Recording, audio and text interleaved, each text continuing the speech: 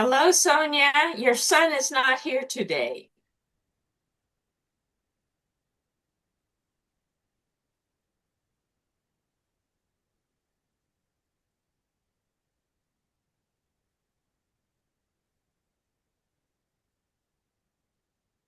Okay, I hope you all can see this.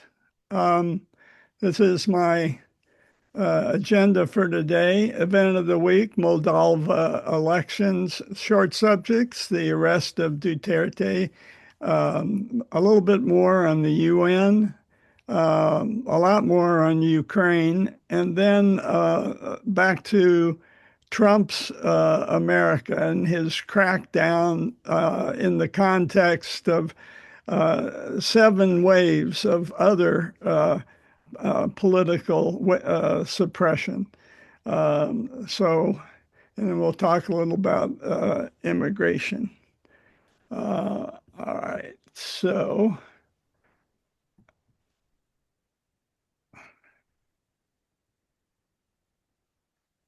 Moldova election. So, this was a very reassuring event, especially for Ukraine, because Russia has been mucking around in Moldova for a very long time, and it was a large victory.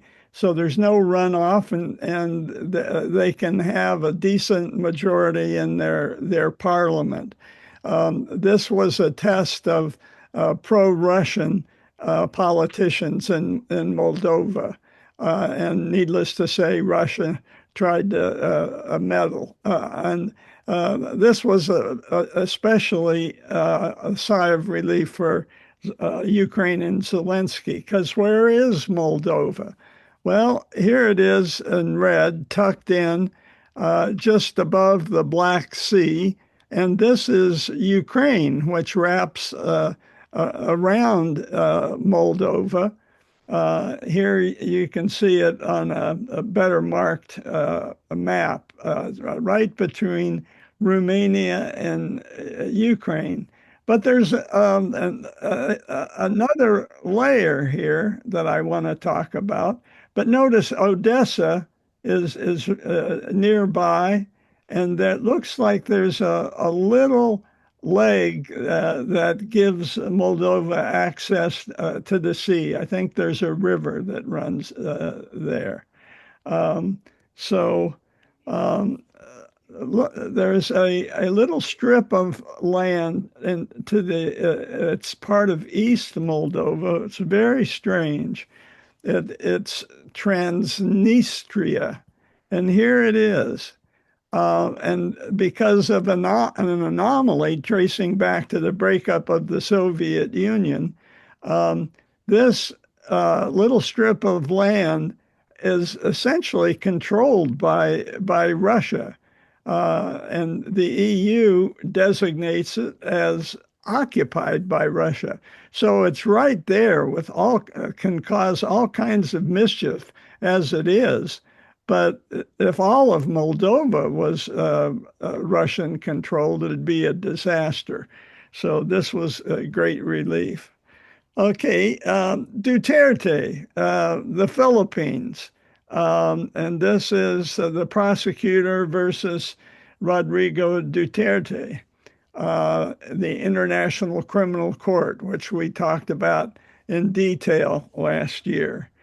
Um, and the International Criminal Court uh, alleges that he carried out crimes against humanity as he pursued his brutal war on drugs.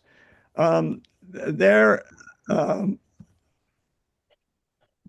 indicting him for killing at least 76 people. It was probably more, but he withdrew from the International Criminal Court as soon as he figured out that they might not like what he was doing. So the International Criminal Court is limited to indict him for what he did before he pulled out of the ICC. It is interesting. The arrest was made by Interpol, at the Manila airport.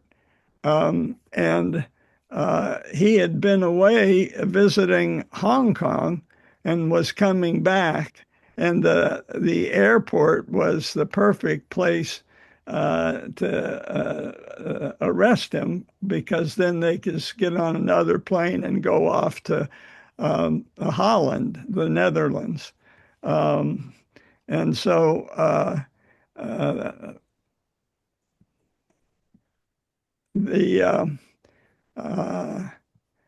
he had put together something called the Davao Death Squad, named after his hometown, and he gave bounty to hitmen for killing kingpins, drug kingpins, without a trial.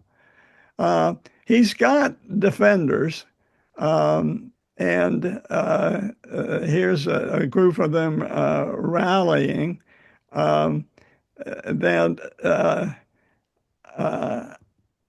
and even more. But he stands accused of crimes against humanity, and it's well documented. Um, the International Criminal Court is independent of the United Nations, uh, and it's the only court on the globe that is able to prosecute individuals for crimes against humanity. But he's got defenders, including his daughter, who is currently the vice president in the Philippines. So we'll see how this plays out. But she's gone to the Netherlands, to the Hague, where the International Criminal Court tries people. Um, and of course, Trump immediately imposed sanctions on the court's chief prosecutor. Remember, America did not sign on to the International Criminal Court ever.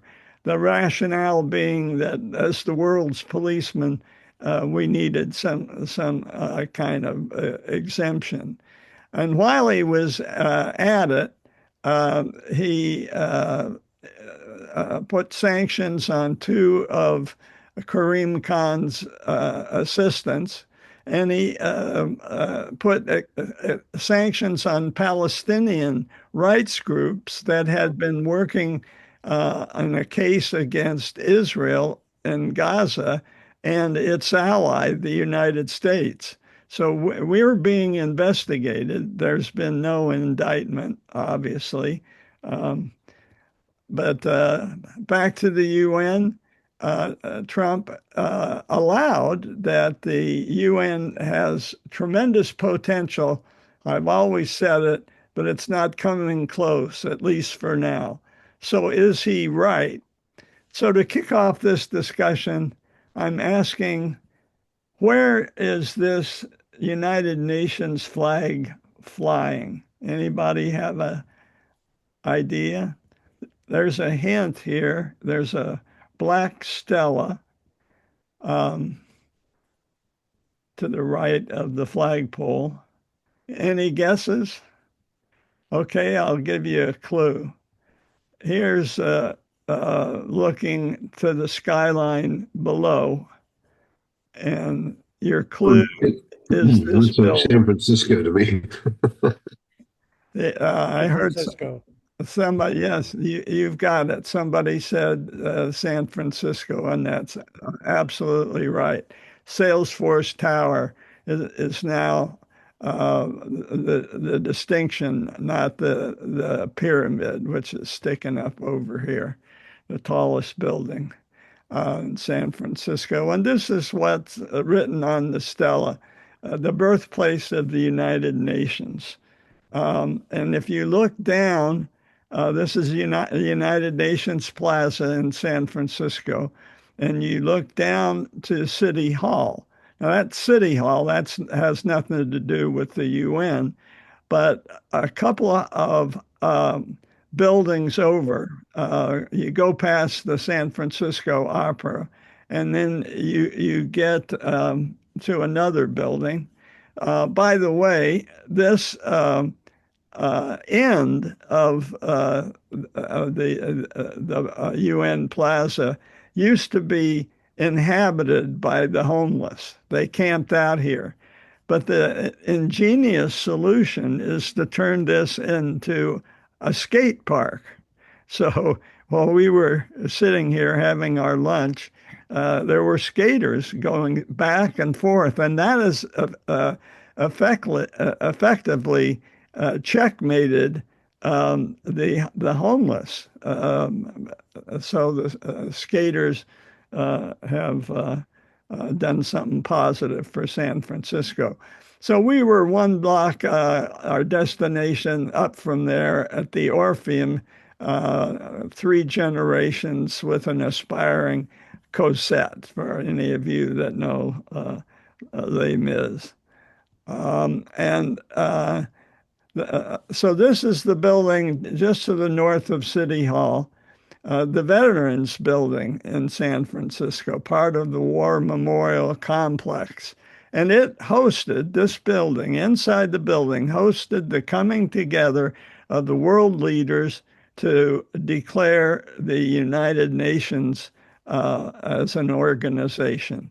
All this took place in 1945. At the beginning, in April, Roosevelt was alive, though he didn't attend, but he had died by the end of the conference. Um, we've been to a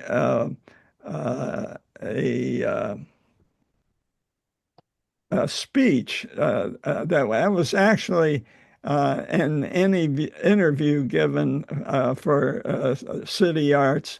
And it's quite ornate, quite lovely, Herbst Theater. And this is where the organization came to life and the official documents were signed in 1945. So the UN Charter saved the world from succeeding generations from the scourge of war. Well, it hasn't quite done that, needless to say. 51 founding members, now 193. It's reached every aspect of global governments, but it hasn't prevented wars, obviously. But it's been in every single conflict, either as part of negotiations and certainly for the humanitarian aid. So 300 wars since 1945, not successful, and it's getting worse. So this is an outfit that puts together a global peace index, and here's their map for 2024. And red is the worst, most warlike parts of the globe. Tan is second. And you can see we've been involved a few wars ourselves, so we're in second place there, along with other tan nations. But the black nations are the ones that have not engaged in war, and they're the best, with the green nations coming in second, as being the second least warlike nations. So by region, just to remind you, how do we get 300? Just go through this real quick. The Balkans wars have contributed a number. Obviously, Russia's contributed, not just in Ukraine, but also in their former Soviet minions in Chechnya and the Caucasus. The Asia, we've been involved in obviously Korea and Vietnam. But the Soviet Afghanistan, that led to the fall of the Soviet Union. One could only hope that Ukraine would also lead to the fall of some Russian leaders. But Myanmar, that's a sad case now, and the depth of martial law, um, and of course ISIS. Middle East, Arab-Israeli wars, and we've been talking a lot about Palestine recently, and I will again in a few minutes.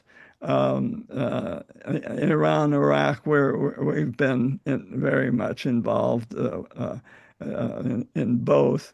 And we, for no good reason, started the Iraq War in 2003 that led to a prolonged insurgency and destabilized the whole area, most of all Syria.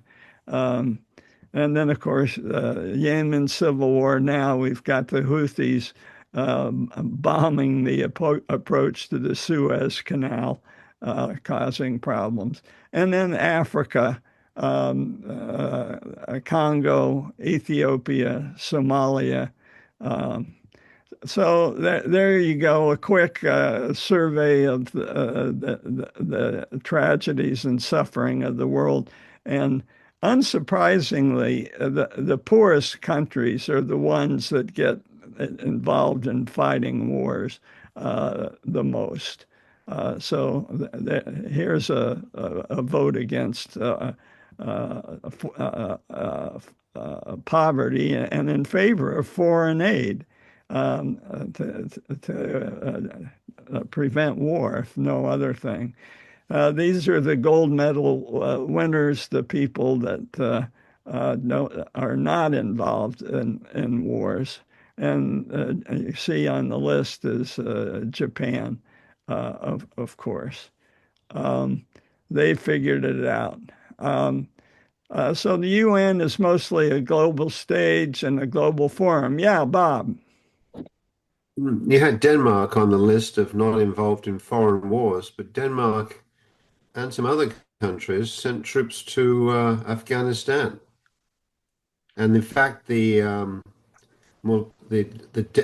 death rate amongst Danish soldiers, relatively small in number, I suppose, per capita is higher than the United States. Oh, Anyway, really? Huh.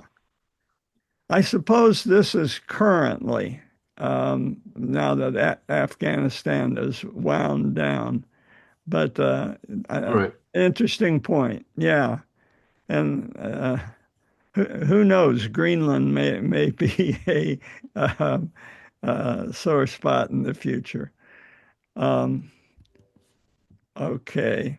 Mostly a global stage, a global forum, and its real expertise now is humanitarian aid, where it's needed or when it's needed. And it's pretty good at that.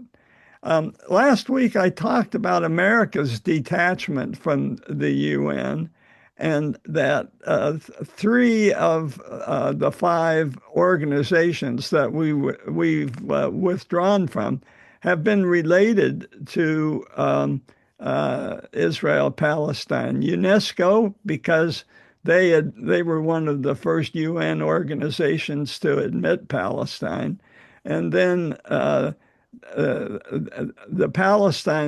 UN refugee assistance, they Israel accused them of being pro-Hamas. So that's one organization we've walked away from.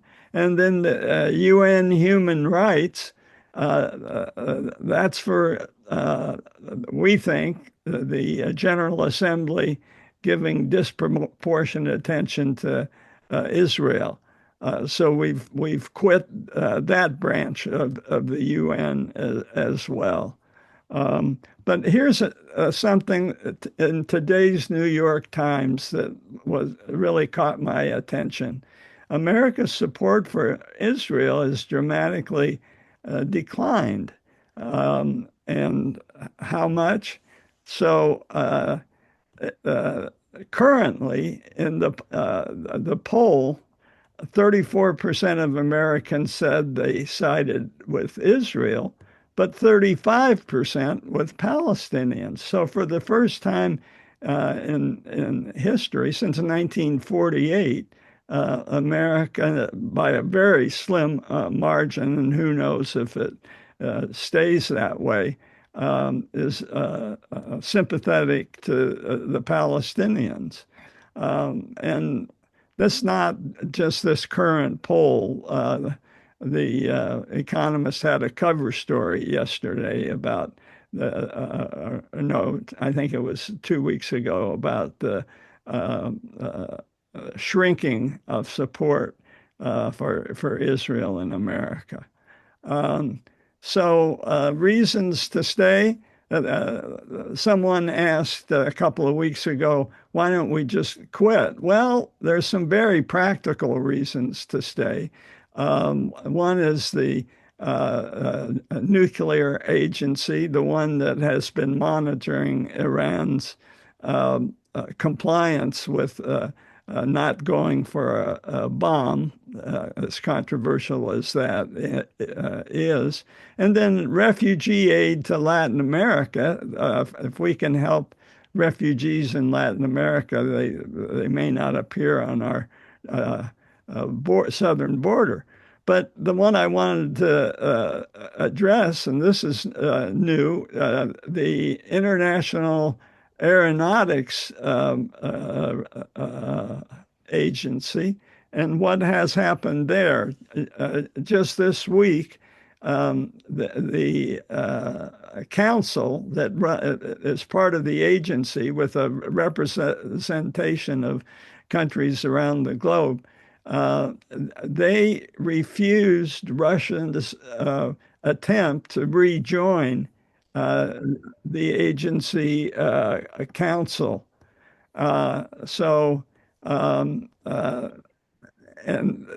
why is that important? Well, they were kicked off in 2022 after they invaded Ukraine. And that invasion was so sudden that there were a lot of leased aircraft in both Ukraine and Russia. And so what has happened to that aircraft? Well, Russia's maintained control of that.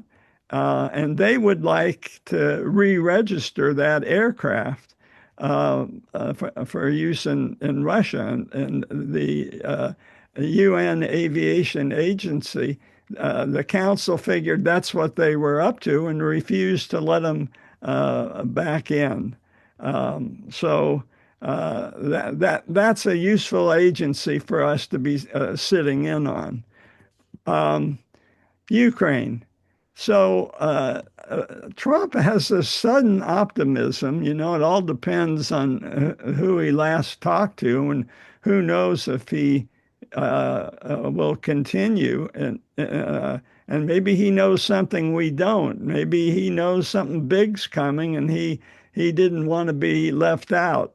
But what we do know is that Ukraine's bombing of oil refineries is beginning to have impact on the battlefield, but not just on the battlefield, also in the domestic gas market. Here's the same kind of thing we encountered in the 70s. Cars lined up to get gas in both Crimea and in Moscow. And why? It's because Ukraine's been very successful in long-range bombing of oil refineries all the way over to Vladivostok.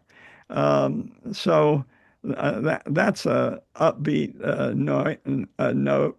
And Trump is saying that Ukraine can retake all its land. Nobody said that. Biden didn't even say that.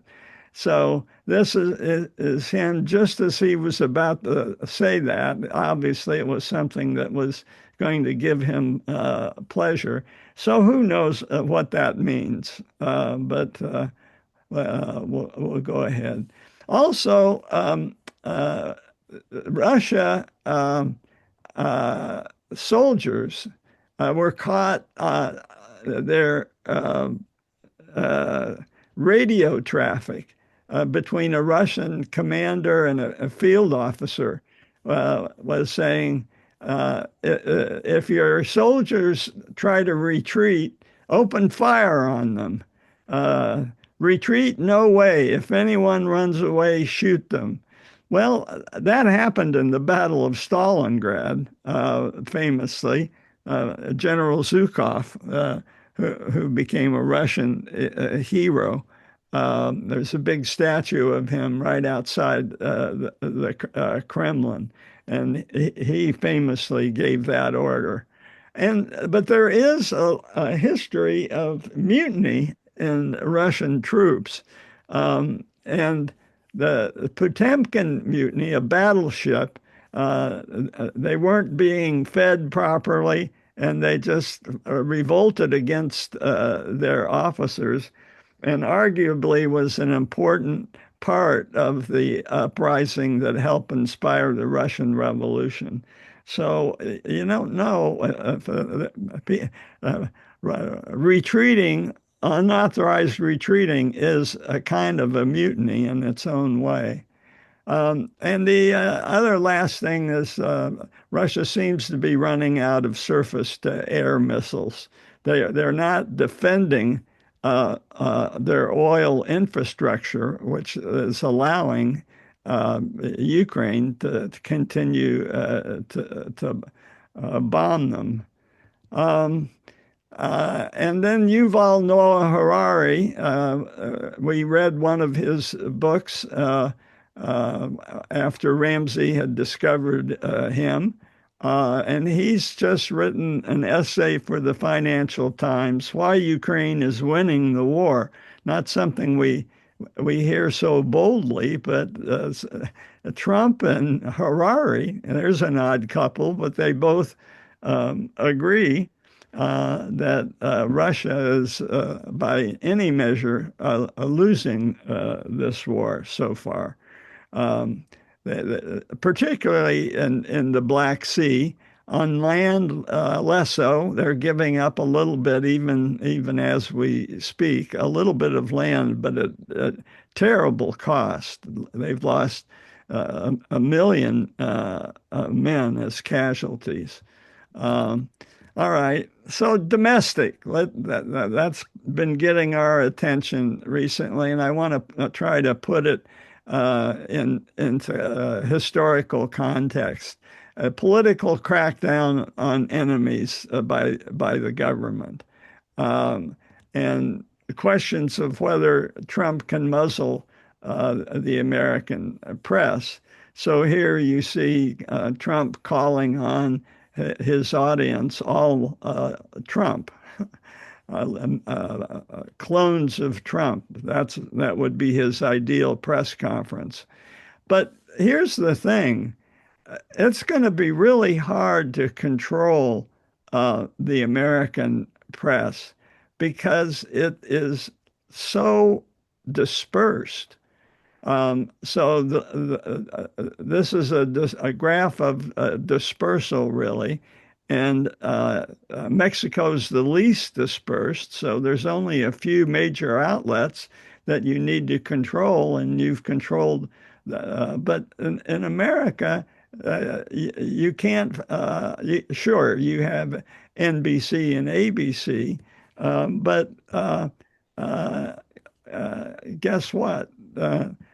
Television has decreased as a source of news over time. Obviously, print media even more so. And social media has increased, and that is absolutely the hardest for a state to control. Even China can't control their social media. So we're sort of buffered from a grasping politician. Trump's rationale for a crackdown really two: violence from the left and undocumented immigration. And so let's look at political violence first. Um, the most violent mass action, of course, is at his hands. 150,000 people criminally charged. There are a handful of deaths. Assaulting police officers. Some were convicted of sedition, and he commuted their sentences. So it's kind of hypocritical. I know I'm preaching to the choir here, but Trump turns around and says it's the left that's causing violence because of their extremism on migration, extremism on race and gender, uh, their anti-Americanism, their anti-capitalism, their anti-Christianity. So that's a pretty sweeping indictment. But let's look at the last 35 years about who has been uh, causing the most violence, the right or the left. Yeah, David.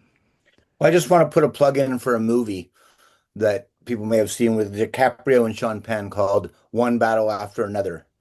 It's in the theaters now. It's incredibly relevant to what you're talking about, John. It's about it's about political uprising and sort of homegrown terrorism, but it's got some very interesting twists, and it got 95% on Rotten Tomatoes. So in the theaters now. Okay, one battle after another. Yep. Okay, uh, thank you. So this looks at the last 35 years, The Economist did, and looking at the source of political violence. And the right is red, and that predominates. Even it's evened out a bit in the last section of time. Uh, uh, sure, but Democrats blue at the top, Republicans red at the bottom, and this is a, a prosecution project uh, by this gentleman. So the data, um, and uh, that's not a surprise to us because we heard Fareed a couple of weeks ago talk about maybe the left condones violence, but as defense against the right, but it doesn't. They don't do it, and uh, studies by right-wing institutes like the Cato Institute have shown that that it's the majority of the violence comes from the right. There was another study that the Justice Department sponsored that showed that the right was more guilty, and that unsurprisingly has been taken down. I just want to make this point over and over again. About 10% of Democrats and Republicans support violence, so 90% don't. But if you cross-reference that, Democrats say they only 10% support violence, but they think that 40% of Republicans do, and uh, so that's interesting, and that's true for both Republicans and Democrats, which means we've just got to start talking to each other, right? The recent political violence, this is a summary. The pink are where people actually died. Of course, the most notable one is Charlie Kirk. In California, way down in the south, one was killed after a fertility clinic was bombed. So go figure. Um, the So let's put this in the context of American history. There are 7 waves of political suppression. And the similarity in all 7 is there was some catalyst, unsurprisingly. Wars and revolutions, social unrest, terrorism will lead to this wave of political crackdowns, the government actually um, uh, taking action. Um, and so the sometimes the government actually makes laws to silence political opposition. We'll look at a few of those. Another commonality is targeting immigrants, people of color, leftists, Muslims, the other, if you will. And there's always been a backlash and a reform, thank goodness, where it takes time, but eventually the public will challenge legally, and we're already seeing that with this wave, and cry out, gain political power, and make policy changes. So let's hope that'll happen this time too. So the first example is the French Revolution. You know, John Adams, as president, put out the Alien and Sedition Acts. You couldn't, journalists couldn't even write against what was happening. And Democrat Republicans, as they were known back in the day, this is the Federalist, John Adams. He targeted the party in opposition out of power, the Democrat Republicans, headed by Thomas Jefferson, and immigrants, interestingly enough. And almost everybody was an immigrant back then. They were repealed in 1801, the Alien and Sedition Acts. But Trump still talks about them, and I don't know if there's any remnant of them that allows him to take action. But you hear those acts come up in conversation. Um, the Civil War, that was more than a mild insurrection. That was a full-on war. But Lincoln took away civil rights. People could be detained without trial. And especially in the North, there was this fear of what were called copperheads, people pretending to be loyal citizens, but secretly sympathizing with the South.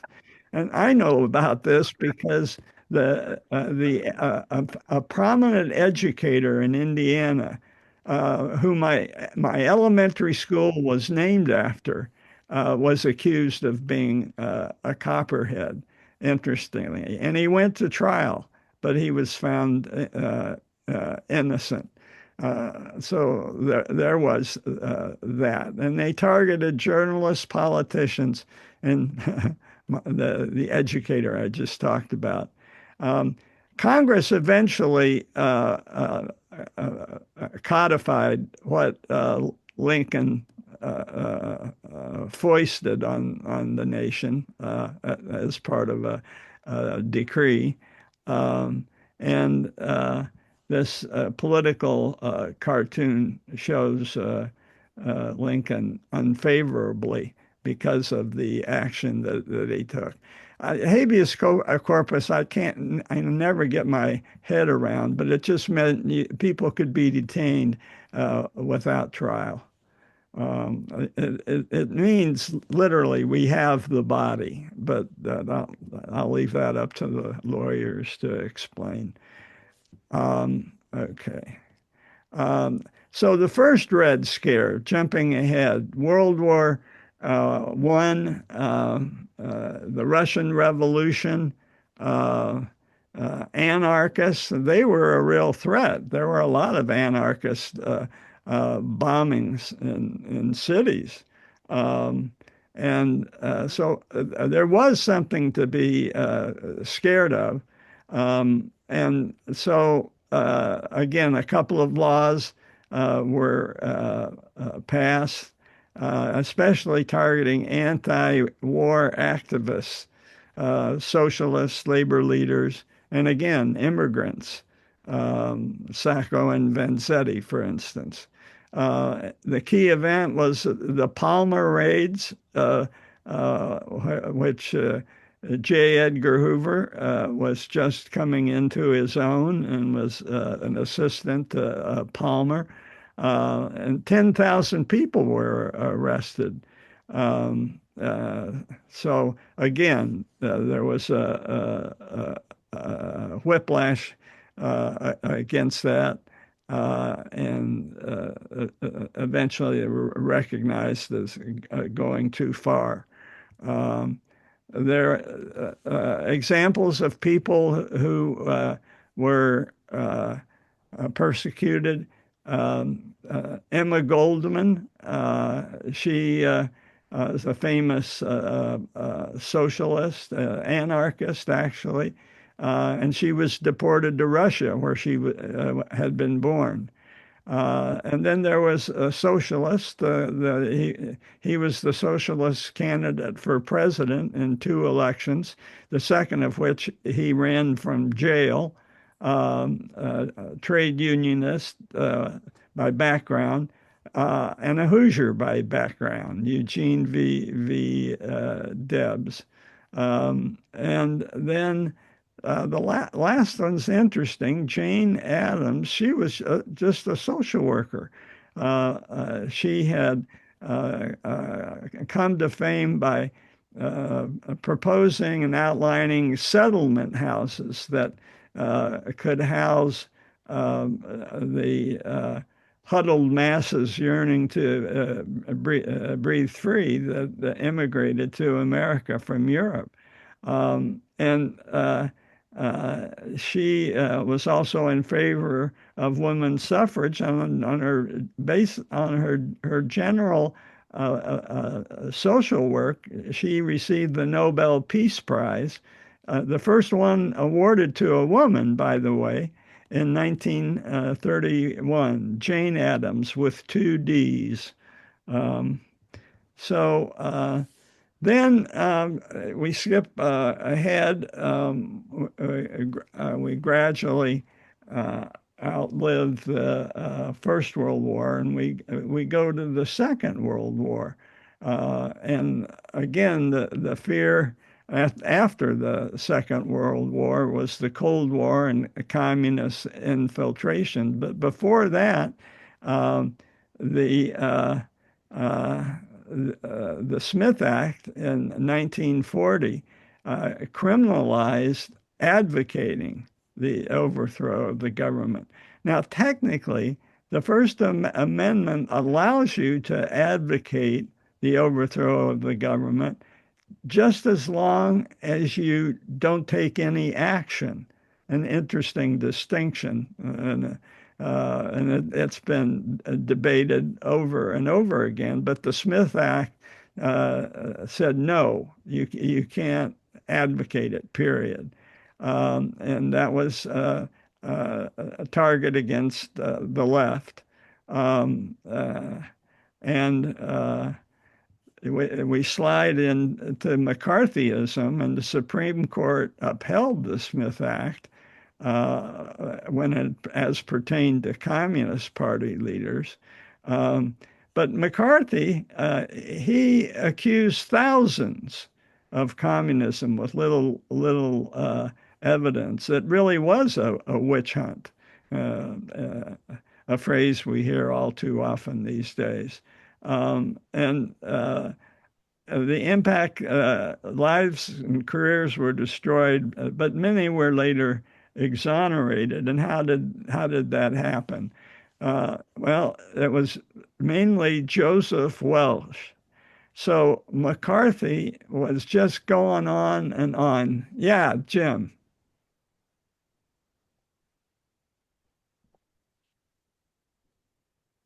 Are you muted? Yeah, he is. Sorry. Um, so it brings to mind my Aunt Ruth, who was detained in Puerto Rico and held for some time before she was charged. It's essentially McCarthyism, and J. Edgar Hoover suspended habeas corpus during that time. Okay. Um, she's on a slide that's coming up. Oh dear.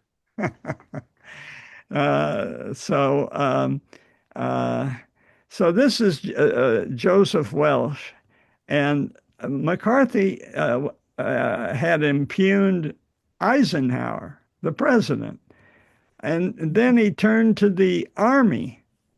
And so the army got the best damn lawyer in the country, Joseph Welch. And um, uh, McCarthy made the mistake of charging one of Welch's assistant attorneys to a communist organization. And Welch on TV, because the hearings were uh, uh, uh, broadcast in the daytime. And I kind of remember playing in the background when I was a kid. But Welch replied, I never really gauge your cruelty or your recklessness. And then when McCarthy tried to plow on, Welch said, let us not assassinate this lad further, Senator. Have you done enough? Have you no sense of decency? There you go. Have you no sense of decency? And the way he delivered it was so impactful that overnight, poof, the emperor has no clothes. After 4 years of terrorizing Washington, his popularity evaporated. So, we can see what's going on now. Will that moment of have you no decency, have you no sense of decency, maybe that'll happen again, ever hopeful. Um, and he was so ostracized that he died 3 years later of alcoholism at the age of 48, a broken man. Uh, but I want to spend a little bit on a connection. First to McCarthy, but then to Trump himself. So his aide, Roy Cohn, was a closeted gay, interestingly. And by the way, so was Robert F. Kennedy Sr. Why LBJ hated Kennedy? We know that from after his brother was assassinated. Actually, before his brother was assassinated, LBJ was hated by Bobby, and probably because LBJ hated Bobby for being a McCarthy hypocrite. At the time, LBJ was master of the Senate, and read the book. It's a fascinating story of their relationship. But knowing that Roy Cohn was gay, we can talk about the lavender scare and how Hoover, J. Edgar Hoover, used sex lies to dominate and harangue his any political a liberal who had any kind of connection to the LGBTQ community. So this is documented by a researcher named Potter, and she noted how in Hoover's work, perverted sex was a constant theme.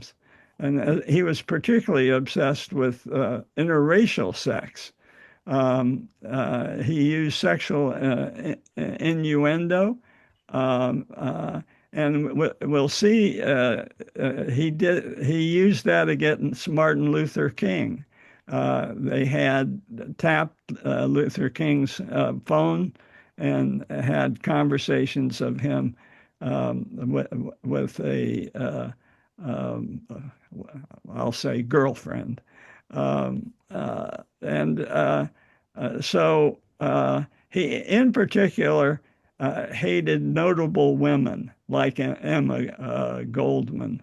And he spread gay stories about Adlai Stevenson, who lost twice to Eisenhower, of course.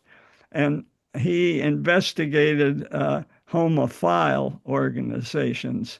But before Stonewall, there were secretive organizations that tried to make life easier for gay people. So, what was Hoover's own sexuality? I guess I'll dignify a rumor that is not true that about him being a cross-dresser. But Potter said those are just rumors. And we have no idea what Hoover's sexuality was. And these are the different labels that she had found that were used. Was he a failed heterosexual, an unsexed homosexual, a lifelong bachelor?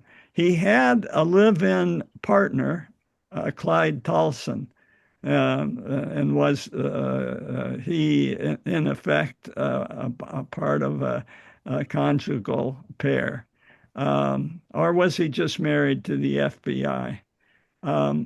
So I'm going to get back to Roy Cohn. Roy Cohn, as I said, was a closeted gay, and he got AIDS in the 80s before there were any drugs, and there was a really an epidemic killing AIDS people in the early 80s, a very scary time. And Tony Kushner, a playwright who's also gay, wrote a play called Angels in America. And it was ironic because McCarthy had deployed gossip about closeted gays. But later on, liberals whispered about Roy Cohn being gay. And in the play, which we've seen a couple of times, it's a dynamite play, and it's available as a movie with Meryl Streep playing an unexpected role. I might add.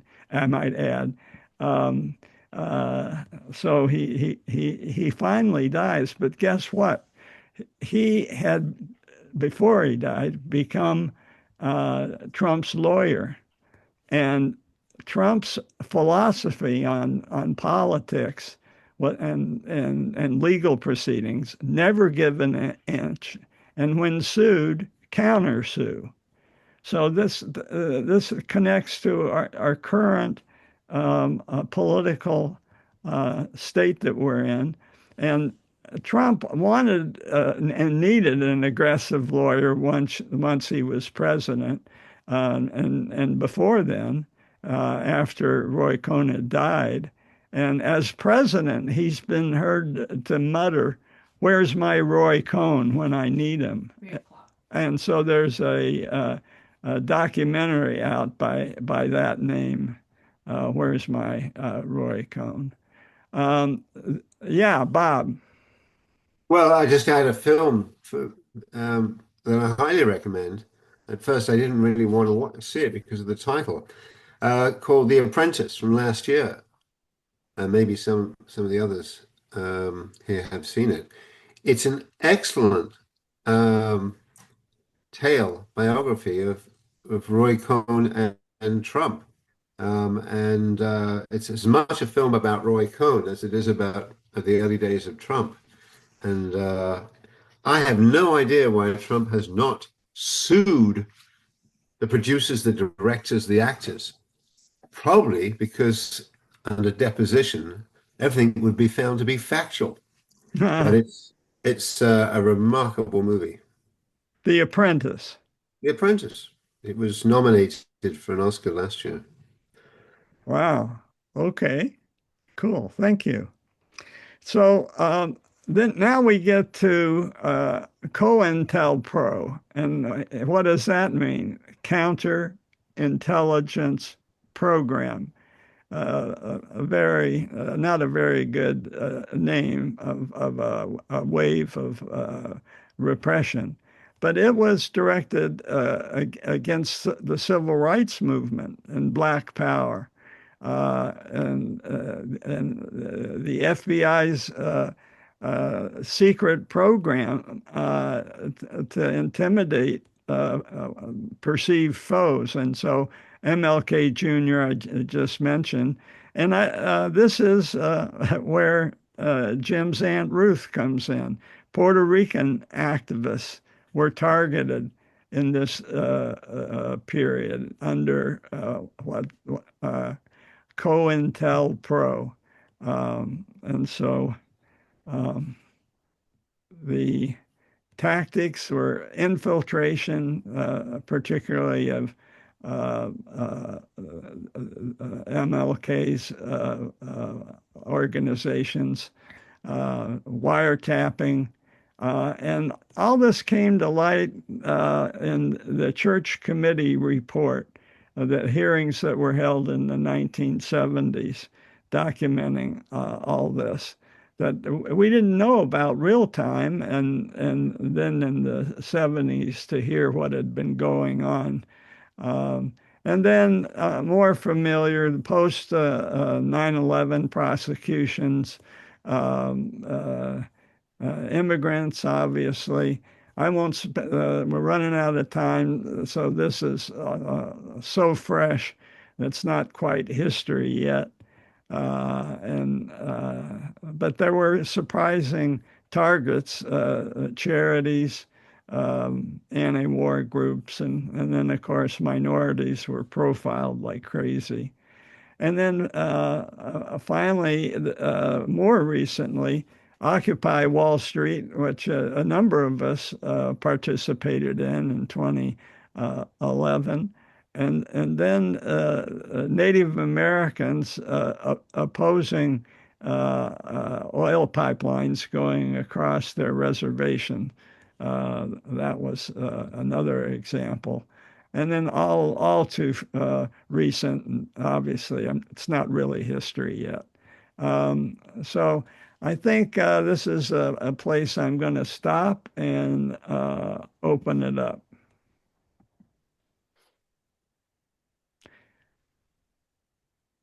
John, I just make another plug for the movie. What's the name of it again? One Battle After Another. It's at the Grand Lake Theater. It's at the Elmwood. It's just hearing your talk. You'll be amazed at how many of the themes you hit on are in there.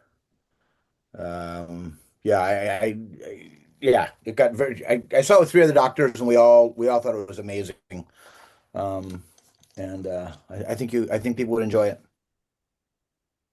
Thank you, David. Give us something to do for the weekend. Yeah, that and Apprentice. Yeah. Apprentice, yeah. Okay.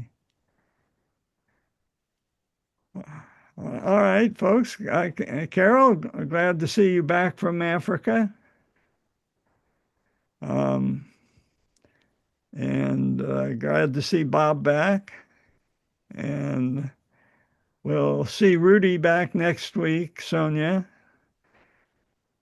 Okay. Oh, Bob. This was fascinating as always. I'm so glad to see everybody. Okay, Bob, you got one more comment? Thank you. Well, just I'm back from a long visit to Europe, and family and friends are just, Laughing at us. I think they're scared of us. They're laughing and they're scared and they're stunned. Yeah. So while I was in, I think it was in Rwanda, I met a couple from British Columbia, and they agreed that they would annex California if the United States would take Alberta. So I signed the deal. That's a good switch. If we can only survive the next 3 years, 3.5 years. Oh my God. I'm really concerned that it'll be longer than the next 3 years. I think the president is trying to take over the militia. He's trying to handle the police, to ensure that he doesn't leave office. I don't know if you remember, I was in college in the 50s during the McCarthy era, and the Attorney General had a list that you were supposed to report to. All the institutions had to report, high schools, colleges, who were members of what groups. If you could believe it, infringement of everybody's privacy. And City College, Buell Gallagher, who happened to be really a clergyman who was president of the City College, which was then a very prestigious college, refused to release the list to the Attorney General of who were members anywhere at City College, because of course we had a lot of seditious people there. It was New York City in the 50s. I wrote 150 cards against for Proposition 50, rather. Good for you. Yay, thank you. Writer's cramp. Michael. Yes. Well, I Yeah. just wondered, did you hear some of Trump's comments today about when he was speaking to all these generals and, among other things, said if the protesters spit on the National Guard that are deployed, they have the right to hit back, as he put it. And he said that's all right. And yeah, and the real thing is it's not going to be long before Trump gives the command to say, shoot the protesters. I mean, we are getting, this is 8 months into this, and we are getting dangerously close to a police state where, if you don't bow down and kiss this man's ring and you protest, and there's supposed to be a big protest on actually the day of the Sing, October 18th. There's another No Kings March. Yeah. I mean, what they're doing is basically fear and intimidating people and saying that the National Guard now probably, it's to say, well, you can hit them back if they spit on you. And the next thing will be, shoot them. And I mean, this is 8 months into this presidency, and I am very, very worried.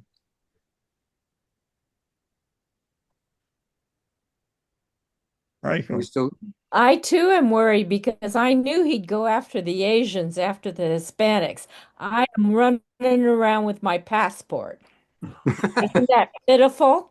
Yeah, right. Pitiful. But yeah, I mean, this is nuts. And Hegseth is going around, no more beards.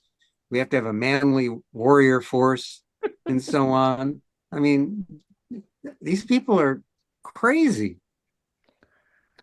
Bob, you're muted. As John so eloquently displayed today, this is not new in many ways. And the FBI files on my aunt, which was just a small little uprising in Puerto Rico by comparison to other things, are voluminous. They followed her every time she went to Puerto Rico and so on and so forth for decades. And she was a pacifist of no threat at all. And just because she associated with the leaders of the independence movement. So, Tom. Yeah, I thought it was pretty interesting today.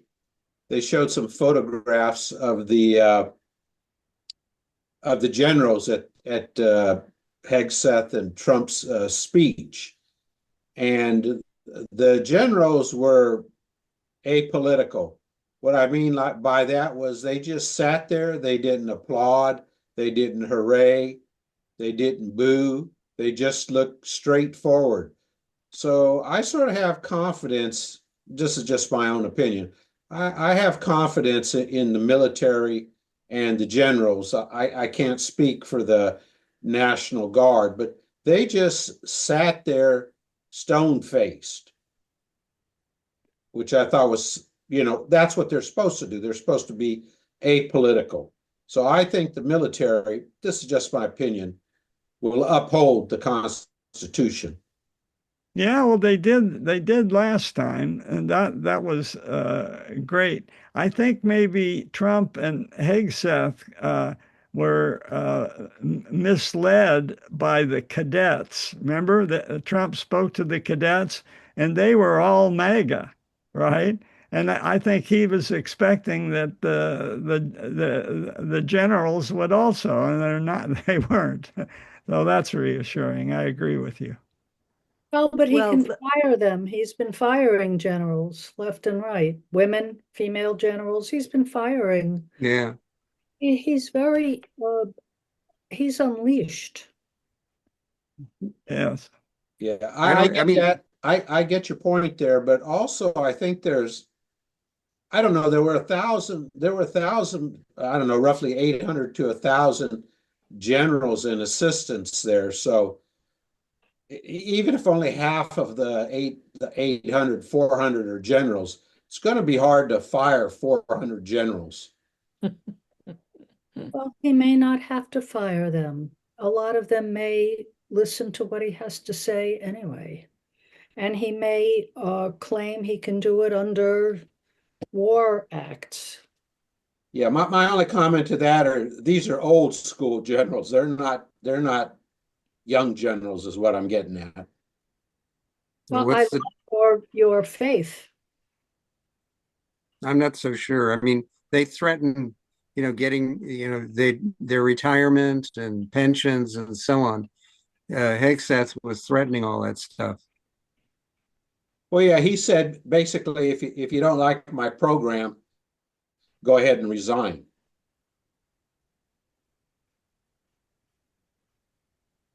Wow. Well, anyway. Well, I'll end this on an up note. You'll remember that J. Edgar Hoover was strongly against interracial sex, and Iko and I managed to thwart him. For you. All right, you guys. See you next. All right. okay. Thanks, John. Bye. Thank you. Bye. Great.